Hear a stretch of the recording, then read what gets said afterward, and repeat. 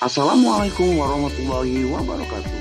Bersama saya Ardi Nursodik, calon guru penggerak angkatan 11 tahun 2024 dari Sekolah Global Mandiri.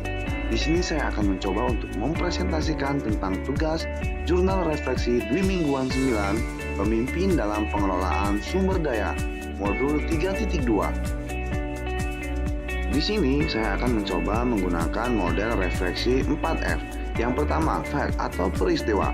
Yang kedua, feelings atau perasaan. Yang ketiga, findings pembelajaran. Dan yang keempat adalah future penerapan. Yang pertama, peristiwa.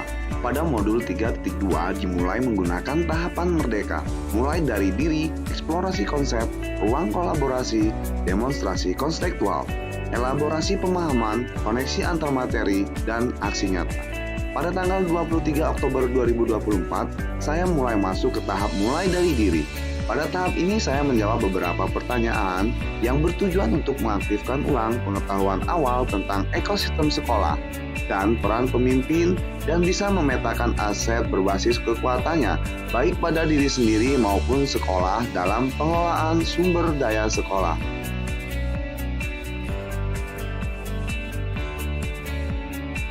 Berikutnya, kegiatan dilanjutkan pada eksplorasi konsep. Di sini saya menelaah konsep dasar tentang sekolah sebagai ekosistem, pendekatan berbasis kekurangan, dan pendekatan berbasis aset, sejarah singkat pendekatan aset-based community development, dan aset-aset dalam sebuah komunitas. Setelah itu saya diminta untuk mengerjakan studi kasus yang berhubungan dengan materi pendekatan berbasis masalah dan pendekatan berbasis aset, serta pengembangan komunitas berbasis aset. Pengalaman mengikuti ruang kolaborasi dan diskusi kelompok tentang pemimpin dalam pengelolaan sumber daya memberikan beberapa wawasan penting. Yang pertama, seorang pemimpin perlu mengelola modal manusia dengan memberdayakan talenta, keterampilan, dan potensi setiap individu secara efektif. Yang kedua, modal sosial menjadi krusial dalam membangun jaringan dan hubungan yang mendukung kerjasama di lingkungan sekolah. Yang ketiga, modal fisik dan modal lingkungan atau alam harus dijaga dan digunakan secara efisien untuk menciptakan lingkungan belajar yang aman dan nyaman. Yang keempat, pengelolaan modal finansial membutuhkan transparansi dan akuntabilitas untuk memastikan sumber daya dana dipakai sesuai prioritas. Yang kelima, seorang pemimpin yang bijak mempertimbangkan modal agama dan budaya dalam setiap kebijakan demi menghormati nilai-nilai komunitas. Dan yang terakhir adalah modal politik, perlu dimanfaatkan dengan menjalin hubungan baik dengan pemangku kepentingan agar visi sekolah didukung oleh kebijakan yang relevan. Hal baik.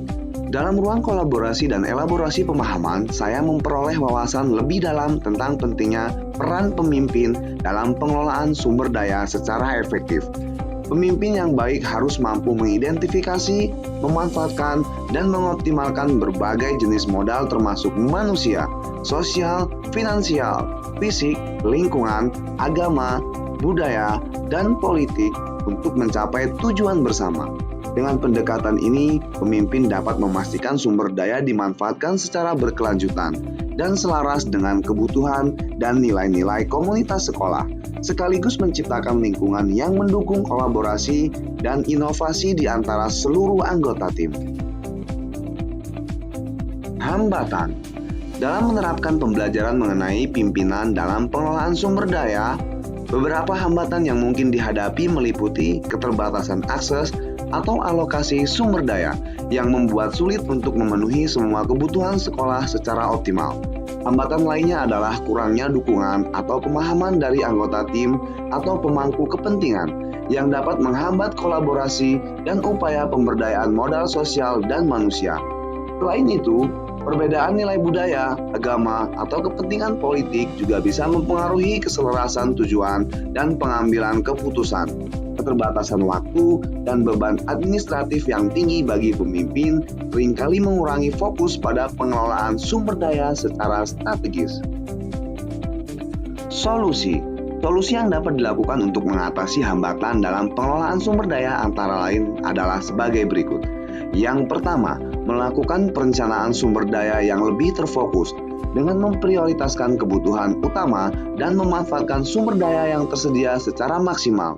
Yang kedua, membangun komunikasi terbuka dengan anggota tim dan pemangku kepentingan untuk meningkatkan pemahaman dan dukungan mereka terhadap tujuan bersama. Yang ketiga, mengedepankan pendekatan inklusif yang menghormati nilai budaya, agama, dan politik sehingga dapat menyelaraskan visi sekolah dengan nilai-nilai komunitas. Yang keempat, mengoptimalkan waktu dengan mendelegasikan tugas administratif, memungkinkan pemimpin untuk lebih fokus pada pengelolaan strategis. Perasaan, saya merasa lebih termotivasi dan percaya diri untuk menerapkan konsep ini di lingkungan sekolah. Pemahaman yang lebih mendalam tentang berbagai jenis modal dan cara mengelolanya membuat saya merasa lebih siap untuk menghadapi tantangan dalam pengelolaan sumber daya. Selain itu, saya juga merasa tertantang untuk terus memperkuat keterampilan, kepemimpinan, dan kolaborasi dengan tim agar dapat menciptakan dampak positif yang berkelanjutan bagi sekolah. Pembelajaran. Setelah mempelajari modul 3.2 tentang pimpinan dalam pengelolaan sumber daya, saya memetik beberapa pelajaran penting. Yang pertama, pentingnya pemimpin yang memiliki visi yang jelas untuk mengarahkan menggunakan sumber daya secara efektif dan strategis demi mencapai tujuan sekolah. Yang kedua, pemimpin harus mampu memberdayakan berbagai jenis modal, di antaranya modal manusia, sosial, fisik, lingkungan, finansial, agama, budaya, dan politik untuk mendukung pembelajaran dan pengembangan sekolah. Ketiga, keterampilan komunikasi dan kolaborasi sangat krusial agar semua pemangku kepentingan mendukung dan berkontribusi secara aktif. Dan yang terakhir adalah pemimpin perlu fleksibel dan adaptif dalam menghadapi tantangan serta tetap berfokus pada pemanfaatan sumber daya yang berkelanjutan. Penerapan. Setelah mempelajari modul 3.2 tentang pemimpin dalam pengelolaan sumber daya, langkah awal yang akan saya terapkan adalah melakukan pemetaan sumber daya yang ada di sekolah. Dengan memahami secara rinci jenis-jenis modal seperti modal manusia, sosial, fisik, lingkungan, finansial, agama, budaya, dan politik. Selanjutnya mengidentifikasi area yang memerlukan optimalisasi atau pengembangan lebih lanjut.